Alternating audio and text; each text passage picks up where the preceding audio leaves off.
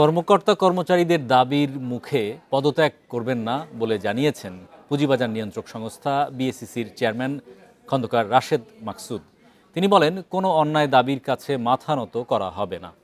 বৃহস্পতিবার পদত্যাগের দাবি ও কর্মকর্তাদের কর্মবিরতির মধ্যে দুপুরে অফিস করেন রাশেদ মাকসুদ। পরে সংবাদ সম্মেলনে তিনি বলেন, সরকারের নির্দেশে দুর্নীতির বিরুদ্ধে যে কাজ চলমান তা আরও জোরদার করা হবে। বিভিন্ন অনিয়মে 7টি তদন্ত প্রতিবেদন পাওয়া গেছে, সে অনুযায়ী দোষীদের বিরুদ্ধে ব্যবস্থা নেওয়া হবে। এরপরে তদন্ত প্রতিবেদন জনসম্মুখে প্রকাশ করা হবে বলেও জানান তিনি।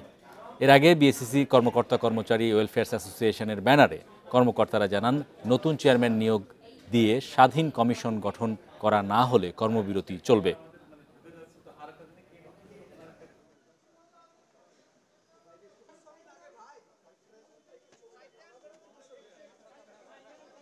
বর্তমান কমিশনকে অনতি বিলম্বে পদত্যাগ করতে হবে।